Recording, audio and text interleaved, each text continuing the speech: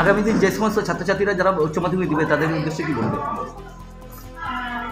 তাদের উদ্দেশ্যে বলবো যে কোনো ফলের আশা করা যাবে না, মানে যদি ফলে আশানুরূপ না হয় তখন মন খারাপ হতে পারে। তাই জন্য শুধুমাত্র পড়াশোনাটা যেন মন দেয়, বাকি যা হবে সেটা পরবর্তী।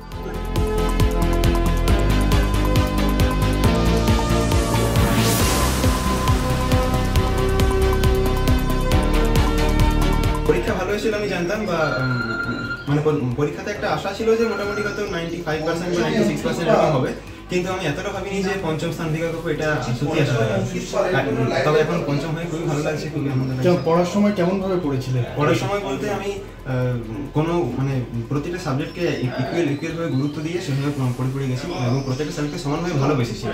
আর এইচএসএ বা যে কোনো কম্পিটিটিভ পরীক্ষাতে একটা ভালো ফল করার জন্য প্রত্যেকটা সাবজেক্টকে ভালোবাসাটা খুব জরুরি। তো তোমার কোনটা প্রিয় সাবজেক্ট? আমার প্রিয় সাবজেক্ট কেমিস্ট্রি। আসলে কেমিস্ট্রি কি গবেষণা করতে চাও? না, আমি আসলে তো ডাক্তার হতে চাই, এমবিবিএস করতে চাই। এমবিবিএস বা এমবি, তারপর কত যা যা হয়। কেন কেন? হ্যাঁ, আমার আসলে ছোটবেলা থেকেই ডাক্তার হওয়ার খুব স্বপ্ন, আর পরিবারেও কেউ ডাক্তার নেই, তো পরিবারে একটা ডাক্তার হওয়ার একটা স্বপ্ন। আর তাছাড়া কিছুদিন কয়েক বছর আগে যে করোনা অতিমারি গেল, ওই সময় ডাক্তারদের খুব দরকার সমাজে, সেই জন্যই আমার আসলে ডাক্তার হওয়ার স্বপ্ন। শুধু আমার নয়, আমার বাবা মায়ের, সমাজের, বাকি আমার পরিবারে যারা আছে তাদের, আর বিদ্যালয়ে যারা শিক্ষিকা, প্রাইভেট টিউটর, তাদের সবাই।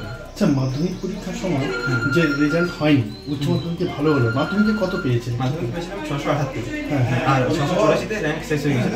তো ওটাতে একটু খারাপ লেগেছিল অবশ্যই, আমি তখনও অতটাও আশা করিনি, তাই খারাপ লেগেছিল। ভেবেছিলাম এইচএসএ যদি হয় তার জন্য একটা অবশ্যই জোর দিতে হবে, পরিশ্রম করতে হবে। প্রত্যেকটা সাবজেক্টে সমানভাবে গুরুত্ব দিয়ে পড়তাম, আর ফিজিক্স, কেমিস্ট্রি, ম্যাথ, বায়োলজি এই চারটাকে একটু বেশি গুরুত্ব দিতাম। বাংলা, ইংরেজি একটু কম গুরুত্ব হয়তো হতো, তো তাও হয়েছে সেটা, মানে শেষ দিকে পরিশ্রমের একটা ফল পেয়েছি। তো টিউশন ছাড়াও নিজের মতো করে কতক্ষণ পড়তে? টিউশন ছাড়া নিজের মতো করে প্রতিদিন একই রকম ছিল না, মোটামুটি 6 ঘন্টার মতো এরকম হতো, 6-7 ঘন্টা। আর আগামী যারা পরীক্ষা দেবে আগামী, তো তাদের কি বলবে, কিভাবে তৈরি হলে সহজ হবে পরীক্ষাটা? হ্যাঁ, তাদের বলবো যে কোনো সাবজেক্টই সেভাবে কঠিন নয়, মানে যদি কোনো একটা সাবজেক্টের টাইম কম দেওয়া হয় বা সেটা স্যারের প্রতি আগের থেকে একটা ভয় পাওয়া হয়, তাহলে সেটা আরও বেশি করে জটিল বলে প্রতীত হয়।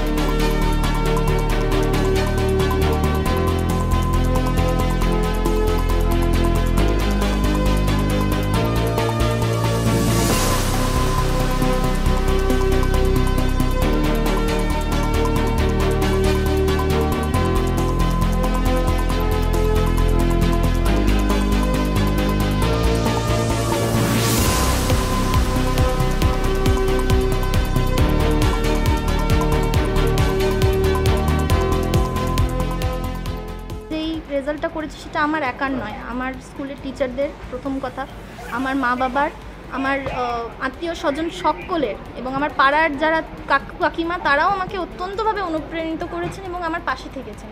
তো সবার এই রেজাল্টে, এবং আমি আশা করছি সবাই খুশিই হয়েছে, তো খুশি তো প্রচণ্ড। আর আরেকটা কি বললেন, এই জার্নিটা কতটা কঠিন ছিল? কারণ তুমি মাধ্যমিকে 10th হয়েছিল, তারপর সাধারণত সবাই সায়েন্স নিয়ে পড়ে, তুমি আর্টস নিয়ে পড়াশোনা করলে আবার দেখুন, একটা বিষয় হচ্ছে যে আপনাকে সবাই জিজ্ঞেস করবে যে কেন তুই নিলি না, তো তুই কি পারিস না, তোর কি হবে না, মানে তুই কেন করতে পারিস না, তুই কি পড়িস নি, এই বিষয়গুলো, মানে সায়েন্সের বিষয়গুলো। দেখুন, আমি মাধ্যমিকেও সায়েন্সের বিষয়গুলোতে ভালো নাম্বারই পেয়েছিলাম, তো আর্টসের বিষয়টা আমার ভালো লাগতো, নিজের মন থেকে আমার মনে হতো যে আমি একটু জানি, মানে আমার কিউরিওসিটিটা আর্টসেই বেশি ছিল, তো সেই জন্য আমি আর্টসই নিয়েছি। এবং এই জার্নিটা একটু মানে কি বলবো, কিছু কিছু ক্ষেত্রে কেউ হয়তো কিছু বললো, কিন্তু সেগুলোকে আমি অত গুরুত্ব দিইনি। আমি আমার মা বাবাকে পাশে পেয়েছি, আমার স্কুলের টিচারদেরকে পাশে পেয়েছি, সকলকে পাশে পেয়েছি, সেজন্য মানে যেটুকু মানে কি বলবো কঠিন বিষয় এসেছিল সে সব কিছু, মানে আমার সেগুলোর ঊর্ধ্বে আমার সকলের সাপোর্টটা আমি পেয়েছি, সেটা আমার খুব ভালো লাগে। সারাদিনে পড়াশোনার রুটিনটা কি ছিল, মানে সবসময় পড়াশোনা? দেখুন, স্কুল আমি যেতাম, মানে স্কুল আমি কামাই করতাম না, তো যেটুকু পড়াশোনা সেটুকু স্কুলের পরে, এবং স্কুলের থেকে আসার পরে যেটুকু বাকি সময় সেটুকু সময় দিই, তো তার বেশি আমি কোনোদিনই পড়িনি, মানে তার বেশি হয়নি। পড়াশোনা বাদ দিয়ে আর কি পছন্দ করো, মানে নিজের পছন্দের জিনিস বলতে আমার মানে সেরকম করে কিছু হবি ফলো করা হয়নি এই কয়েক বছর, মানে 9, 10, 11, 12 সত্যি করে মানে কোথাওই আমার কিছুই ফলো করা হয়নি, আমার কোনো হবি বা কিছু। কিন্তু ছোটোবেলায় আবৃত্তি করতাম, নাচ করতাম, গান করতাম, সবেতে পার্টিসিপেট করতাম ছোটোবেলায়। এখন আগামী লক্ষ্য কি? মানে কি ওই আমার আপাতত একটা ভালো ইউনিভার্সিটি বা কলেজে পড়ার ইচ্ছে আছে। তো সেটা যদি পেয়ে যায়, মানে সেরকম ভালো জায়গায় যদি চান্স পাই খুবই ভালো কথা। সিভিটি পরীক্ষাও দেব। তারপর আমার ভবিষ্যতে কম্পিটিটিভ এক্সামে বসার ইচ্ছা আছে বিভিন্ন ধরনের। এমনি তুমি বলছিলে, শুনলাম অধ্যাপিকা হওয়ার তোমার খুব ইচ্ছে। হ্যাঁ, অধ্যাপিকা হওয়ার আমার খুব ইচ্ছে। অধ্যাপিকা বা শিক্ষকতার যে লাইনটা সেটা আমার খুব ভালো লাগে। এডুকেশন লাইনটাই থাকার আমার ইচ্ছে, যেহেতু মা বাবা দুজনেই এডুকেশন লাইনে আছে। এক্সপেক্ট করেছিলাম যে র্যাঙ্ক একটা আসবে। আমি নিজে শিক্ষকতা করি, পড়াই মেয়েকে, সবসময় অ্যাটাচ থাকি। শুধু পড়ালেই তো হয় না, যতটা টাইম স্পেন্ড করা যায় মেয়ের সাথে আমি করি। তো এই 2 বছর আরও বেশি করেছিলাম। একটা লক্ষ্যও ছিল মেয়েকে একটা কিছু জায়গায় নিয়ে যাব, তো আমি পেরেছি। তবে 5th আমি মানে টু মাচ হয়ে গেছে আমার ক্ষেত্রে। আমি ভেবেছিলাম আবারও হয়তো 10th হবে, তবে এগুলো তো 5th 10th এগুলো তো কোনো ভ্যারিয়েশন কিছু আলাদা থাকে না। তো তার জন্য খুবই খুশি, আর মানে খুবই খুশি। কতক্ষণ পড়াশোনা করতো? টিউশন না থাকলে 7 থেকে 8 ঘন্টা মানে নিজের পড়াটা করতো। আপনি এবং বাবা এবং মা তো দেখলেন, কতজন টিচার ছিল? টিচার ছিল 5 জন, আর আমার ইংলিশ সাবজেক্ট, আমার হাজব্যান্ড মানে ওর বাবারও ইংলিশ সাবজেক্ট, তাই জন্য আমরা দুজনে ইংলিশটার জন্য কোনো টিচার রাখিনি। আমরা তো প্রচণ্ড খুশি। মানে আমরা প্রথমে এতটা ভালো করবে আশা করিনি।